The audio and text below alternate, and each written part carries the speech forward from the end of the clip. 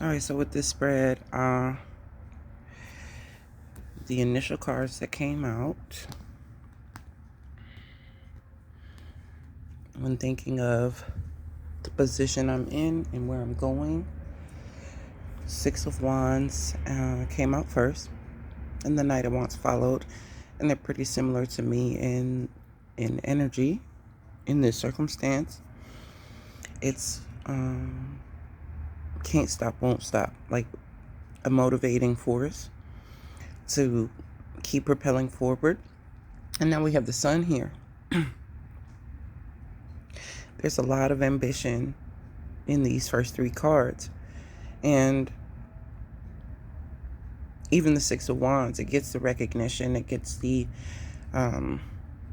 accolades, it gets the encouragement to keep going, that what they've done so far is working, it is worth it, and that, again, can't stop, won't stop. Like, it's working for you. And the Knight of Wands, it's usually an impulsive type of energy. But I believe that the impulses are what brings succession.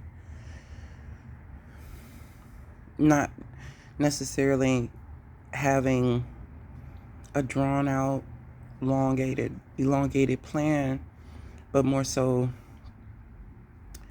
following one's intuition, their gut impulses, instincts, and things of that nature. And that's what brings the person, it's kind of what keeps the person in the Six of Wands or has gotten them there, and it's preceding them. It's actually charting out the territory instinctually prior to them encountering something. So it's almost like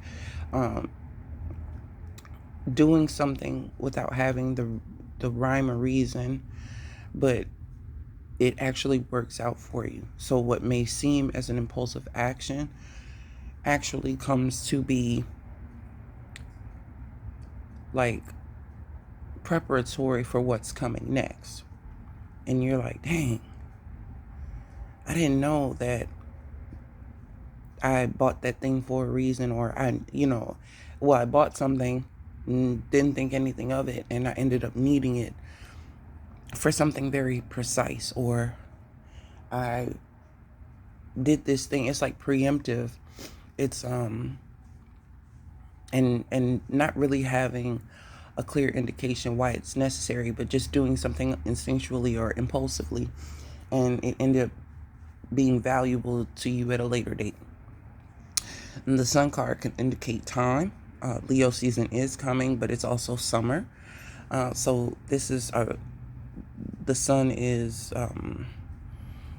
very much giving you the juice, or giving you the energy, or giving you the added dose of confidence or willpower, because it's at its highest and brightest, and its fervor is extreme at this moment. And so it really is taking you into a place of satisfaction with one's own efforts, but also just in general in life itself, finding pleasures in the day-to-day, actually enjoying the things that you're doing versus just doing them dutifully. And we don't see any pentacle cards. We don't see the exchange of time. We don't see energy being spent. We see a buildup of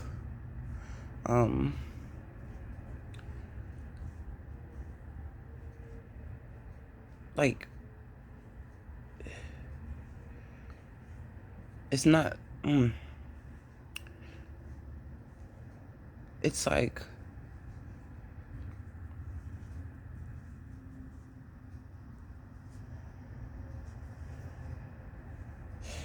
I'm getting the instance of like a bonfire at night. It's burning bright, it's blazing, impromptu, kicking it, enjoying oneself. It's almost like the spontaneity is those moments that are everlasting, if that makes sense. So you can reflect on those times when you made a decision and not sure why you did, or could have even second guessed it at a moment, and it actually proved out to be beneficial. And then these two cards followed. This was like this. So when I saw what it was, and I started to get the notion when these cards were coming out, it's like, okay, the vibe I was getting from them was ultimately positive. And when you get positive cards of this type of nature, you tend to over romanticize or glamorize what they could mean, because it's like, out of all the cards in the deck, out of all 78, I get really good ones, primarily because their meanings are of a beneficial nature. And it's almost natural to feel as if there may be something looming that may come and drive a wedge through these types of energies. But what I'm seeing here is that the instincts, this Knight of Wands is one of the only cards that could go either way, as far as it, I would say, would be the first to go either way with its negative or with its neutral meaning. It really doesn't dictate what is happening with these other energies, but it's one that could sway it given the context. But I feel that the instinctual nature of this Knight of Wands, who always gets a bad rap as the player, somebody who's in and out, someone who's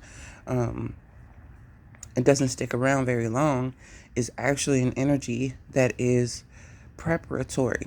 And it depends on the intention of the person utilizing the Knight of Wands energy. And in this case, it just so happens to be for something that they are longing for, something that they're willfully ready, able, and willing to go after. So this is not just a fly by night or a temporary sense of wanting or temptation or anything of that nature. It's something that is far more fulfilling. And we have cards of fulfillment here. And this, I believe, is what fuels this love energy here. And the choice to always decide on the side of love itself is what fuels this whole journey, what fuels and brings success to this venture, which the Six of Wands is a card relating to Leo. It is directly tied to this sun energy as it stands. So under the deck, we had the Fool. This nine of Pentacles was poking out, and this, and I said there were no Pentacle cards. This was like a peekaboo type of energy, and it kind of mirrors this Nine of Cups. Not only is it an emotional contentment, a sense of fulfillment inwardly, but outwardly it's being reflected as well. This was on the top of the deck. This was on the bottom.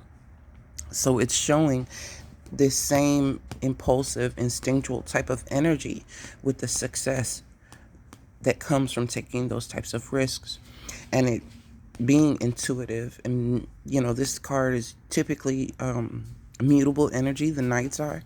This one in particular would indicate Sagittarius and the higher mind, having an a spiritual connection with the divine.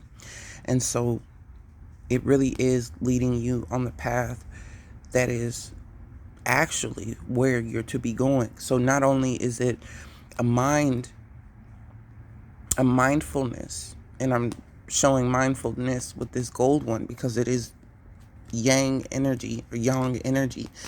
It's related to the sun and the masculine principle, but also the spiritual self, the emotional self, they're on one accord. And this is what brings in the ability to make a decision without splitting hairs or having oneself torn in two.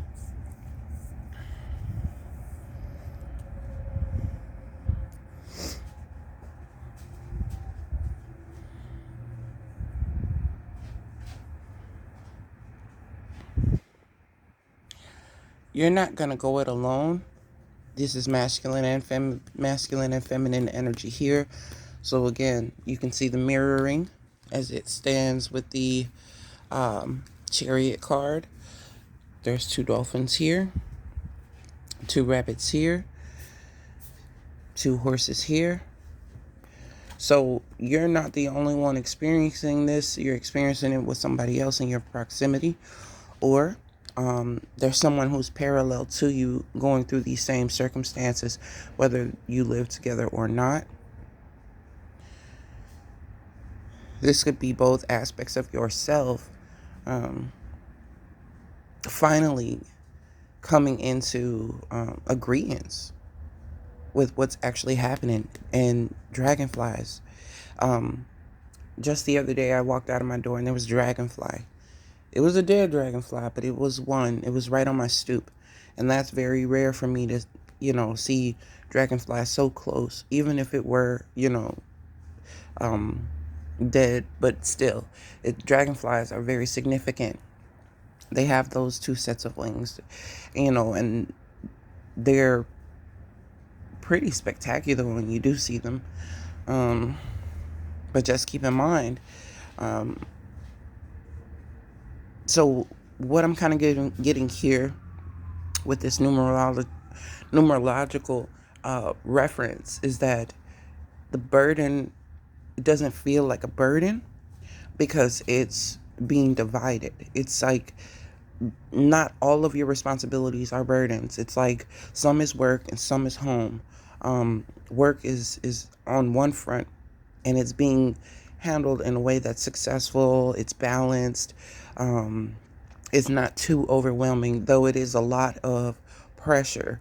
But then, home too, it has its own set of uh, responsibilities and management and things of that nature. So in a way that they're similar, but they're not blurred lines. There is a fine indicator that separates the two.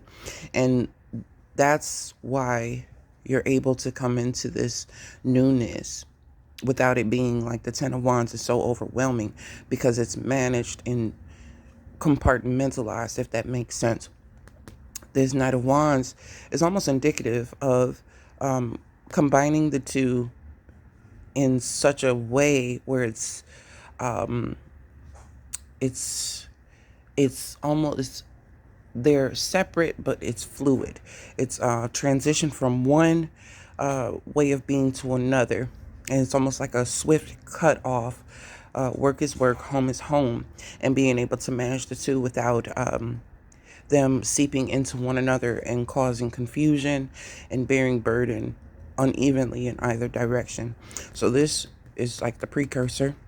It's coming in as an Ace of Wands, as a new spark or a new inventive way to expand or, I don't know, even yes, expand. I was going to say manage, but it's almost like both aspects are getting a level up. Work is about to it's gonna feel new. It's gonna feel rejuvenated. There may be a new position coming. There may be a new restructuring happening, or something, and it's almost as if it's a new beginning. And with home as well. So home is not the stale, same four walls. It will be expanded upon as well. The Fool and the Chariot tell me so. The Six of Wands and the Chariot are similar in that effect, because they're both traveling, they're both moving, they're both on a path that was charted for them, but it was their will that keeps it moving. The sun, everything it touches, it just brightens and gives vitality to. So that's self-fulfillment, self-love, self-esteem, um, independence, financial independence, but also autonomy. love relationships and interpersonal dealings with others, stronger intuition,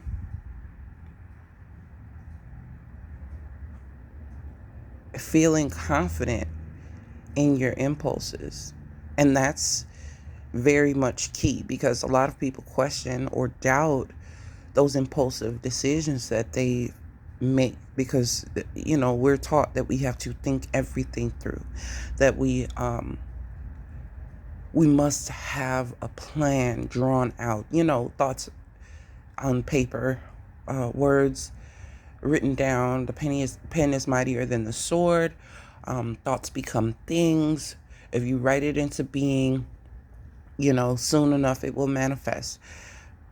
You're being told here, you may have written about this years ago or what have you, but even if you write out the well thought out, most detailed plan, the universe has a way of not following your plan. They have you follow your soulful one. So this Knight of Wands is telling you that not all things written are in stone. They cannot be.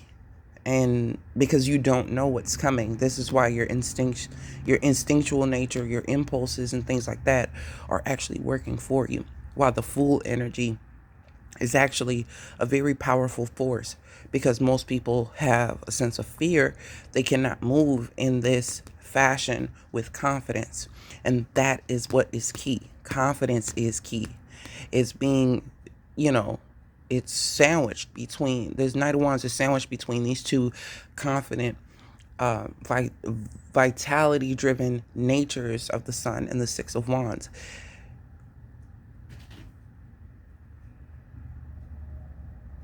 This impulsive energy, think of it like you have a heart, it beats, you have a pulse, and it's something that's parasympathetic. Like you don't control that. It's something that happens regardless if you think it or not. It's something that is just going to happen. You know what I mean? And a lot of people stifle that. So in retrospect, you are actually stifling a natural order of the way that your soul moves. Okay? The problem that we usually see with this Knight of Wands energy is that people haven't come into an understanding of who they are, why they do things that they do, or trusting that what they do is the best thing that is for them. You can affirm all these things and have all these notions in your mind that you're living in your highest energy, that you're becoming your best self. But when it comes to something impulsive, you can block it or try to sabotage it or pawn it off as something immature and impulsive because you're supposed to be so focused and so detailed and so structured that you forget that you have instincts.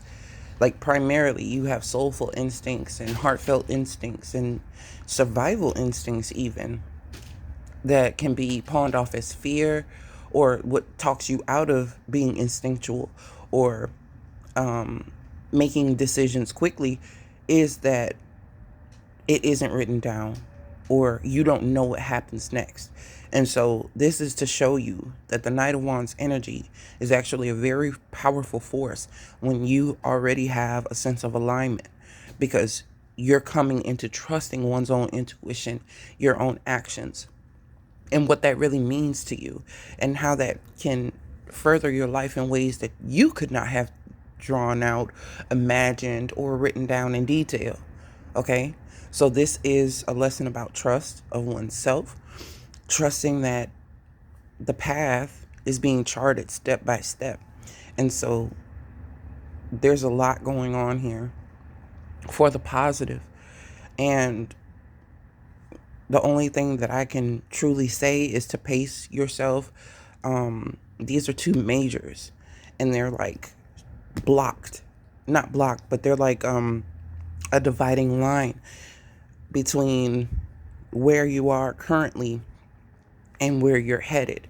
And the thing is, we don't know what the other side of this looks like, but we know that these are the epitome of what you want to feel in a balanced manner, masculine energy and feminine energy. And it's very funny to me because this masculine energy, which would typically be surrounded by masculine things, not masculine things, but it's a balanced energy because this is showing up as a male figure, but he's surrounded by cups, which is emotion, love, inward satisfaction, and just having joy, right? And then this feminine energy is surrounded by things, physical, tangible, and it's a satisfaction of what one has acquired, what one has done, what has been earned and worked for.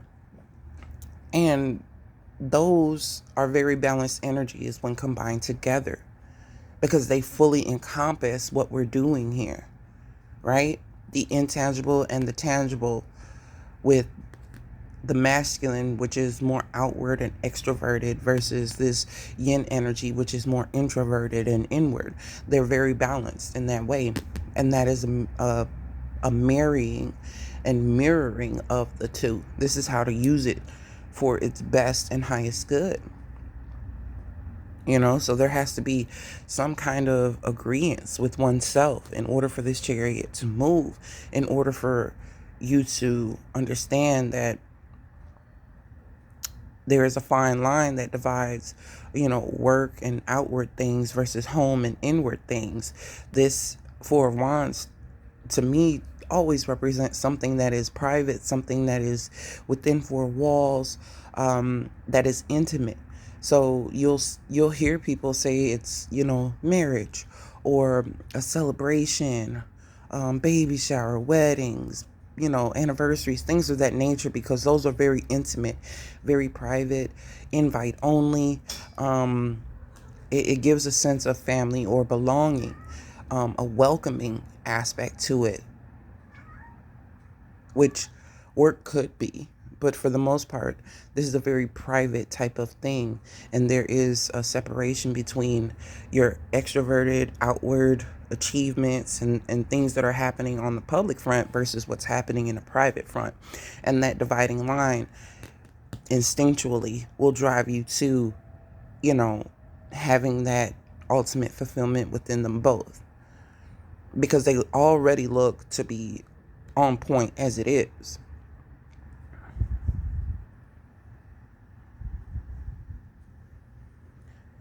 Ooh, that was a lot. That was a lot. But that was the notion I got today. And I just wanted to share that. Never mind my pillow. Gotta sew that back.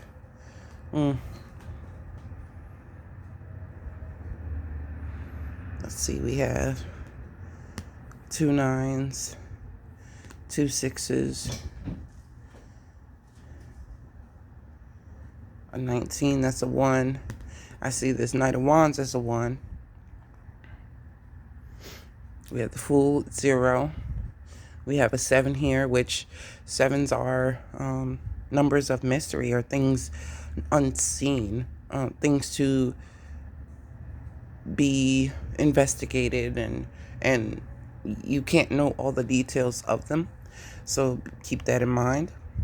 We have a very stable 4 here. These 6s to me represent harmony. They give me Cancerian energy, but as does the 4. With it, Cancer being the 4th house, but these 6s here, they're cards of harmony. They're cards of, no matter what 6 it is in the tarot, it's going to be something of a calming nature, of a safe feeling.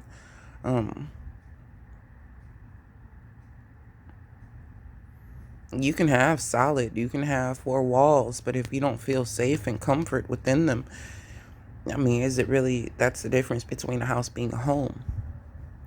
So you also, while you need the Cancer energy, you need that influence of the 6th house energy as well in order to make it work.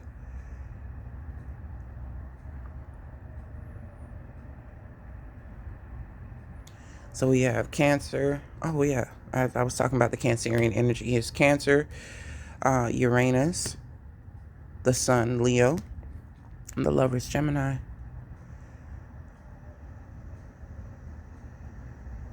That's home, friendships, community, siblings, your public persona. All of these things are being highlighted at this time. So I hope this helps. But I know it was impromptu, but I just felt compelled to share. Um, and this happens often. And I would record and delete, record and delete, record and delete. Because while I may have something in mind and the cards come out, I realize the message is not solely for me and that I need to share it. And so this is what's occurring. I was like, man, I need to get this on. I need to get this up. I need to show others what's coming in. And I do hope this resonates. And if it doesn't, you can leave that in the comments. And if it does resonate, you can say that too. I appreciate the feedback.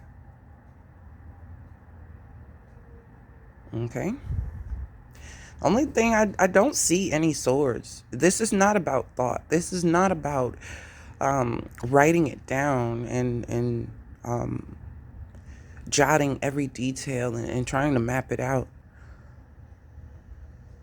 This is about feeling it and instinctually and intuitively going for it and not letting your mind sabotage or intervene with what your soul is naturally moving you towards. This is feeling out the next steps ahead, whether you consciously are aware of it or not. And they're asking you to trust yourself and align the two. Like, let your heart and your soul guide the actions that you're taking versus you trying to think you know better than your soul and the universe. Because your soul and the universe are communicating. And you can't think you can't think yourself into the equation. It's a private conversation. And the more soulful you recognize yourself, the more trust you can have with the path you're actually taking, even if you don't know what's happening next. And that is the ultimate lesson. That's how you navigate life. If you do everything from a thought process, you'll be always be limited because your mind cannot fathom half of the shit that's actually happening. So keep that in mind and let your actions prove to be beneficial. Cat's going crazy in here this morning. Goodness. All right, so I just wanted to pop on. I wanted to say that. I've been thinking about y'all quite a bit and what's happening next. It's a lot of transitions and changes. And one of these days soon, I will update you. But it's still occurring. So, please bear with me. Thank you all for still reaching out and emailing and keeping in touch with me. I really appreciate it. But yeah, I will see you guys soon.